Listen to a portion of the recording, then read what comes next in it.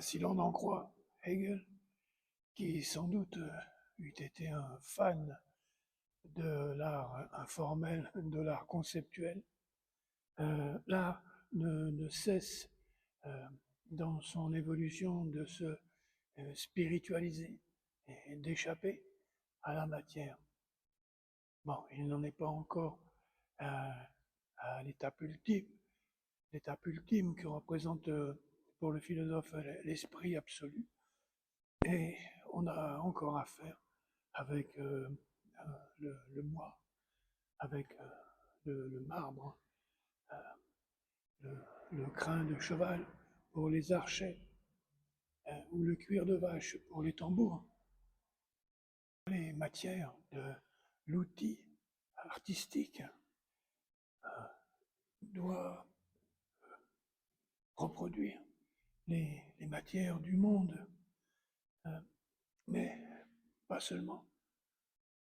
Le matériel, également le matériel dont nous sommes faits, euh, la peau, le visage, les membres, euh, le corps, le matériel et l'immatériel, euh, les pensées qui nous constituent, les émotions, les, les souvenirs. Le corps des mots dit l'élévation de l'âme dans l'arène poétique. La fresque dit le combat des formes saisies dans le mortier. Le pigment coloré dit le nuage ou la peau, la surface des eaux ou la profondeur des ciels. En matière et manière de l'art ont pour but de nous rapprocher de l'autre absolu. Le, le rocher, l'arbre, le sable, tout ce qui nous est étranger, et ce qui est en nous aussi, il n'en est pas moins étranger. Les rêves, le désir.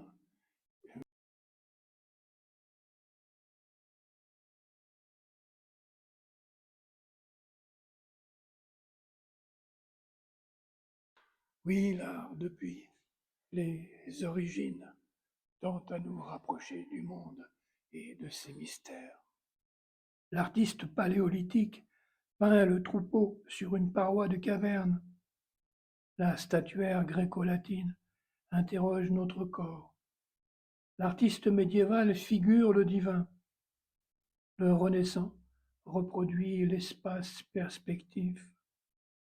Jean Fautrier veut engager sur la toile les émotions primitives.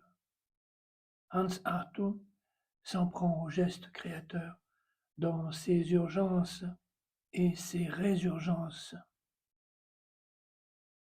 Mais il est différentes façons d'évoquer ce relais opéré par l'esthétique, en même temps que nous nous rapprochons de la matière, en la reproduisant, en l'évoquant, en la produisant de toutes pièces dans le geste gratuit. Nous nous rapprochons de ce qui s'est éloigné de nous depuis le jour de notre naissance.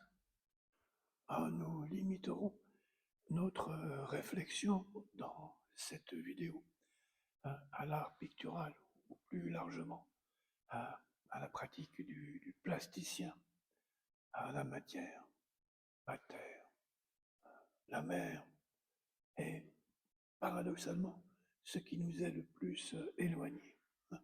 Comment, oui, comment la dire? Nous verrons de série d'œuvres que l'on désignera en cédant des concepts de lisse et de granuleux. Lisse, la matière picturale veut se faire oublier afin de mieux exprimer la matière réelle, celle du modèle. Cherchez de près une seule touche de pinceau chez Ingres, Van Cleef ou François-Joseph Helme. vous aurez bien du mal à en dénicher une.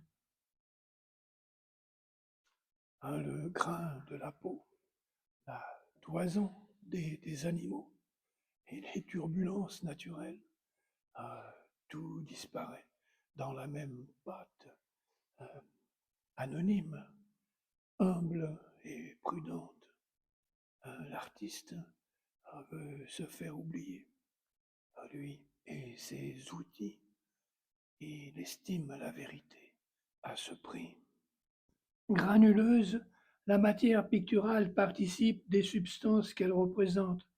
On voit les coups de pinceau, des empattements, des coups de spatule. C'est comme si le miroir fondait ses atomes dans l'objet reflété. Quoi de mieux pour exprimer cela que le tableau de Fantin-Latour, la lecture?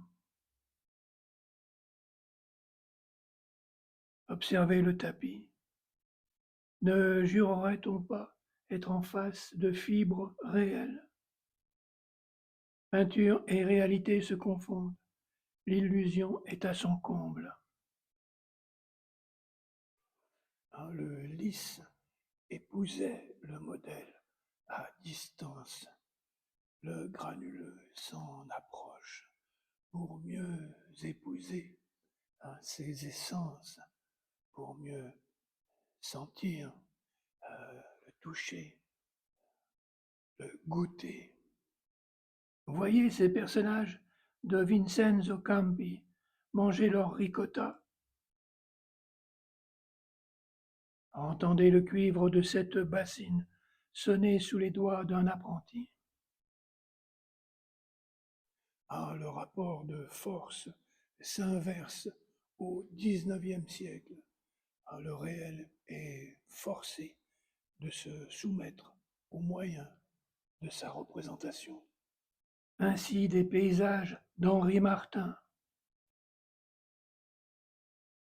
de Gauguin, de Van Gogh, de Monticelli, de la Chiéseraye, de Giorda, de Jean-Marc Rochette.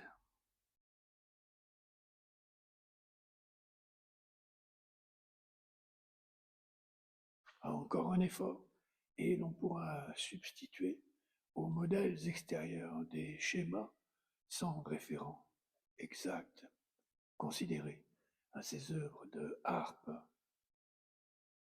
ou de Miro. Voyez comment Christo a gommé le Pont-Neuf, son motif. L'art, en s'autonomisant, devient le reflet exact de ce qui l'anime.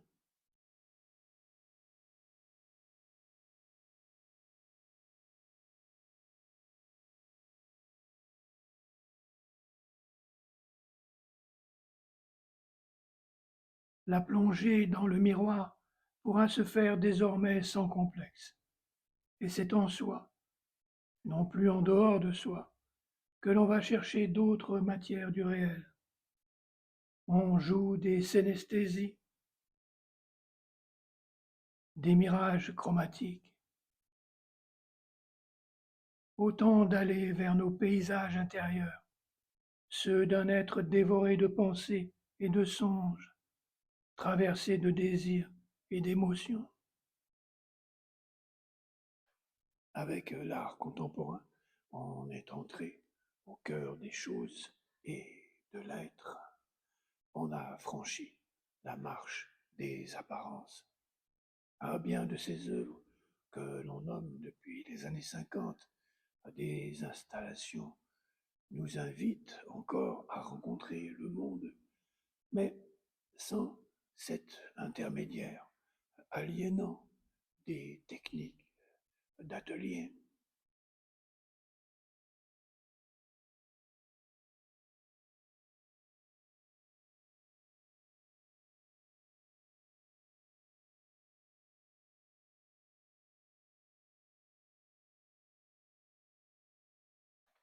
au XXe et au XXIe siècle, si le beau demeure dans l'art, il n'en est plus le moteur premier.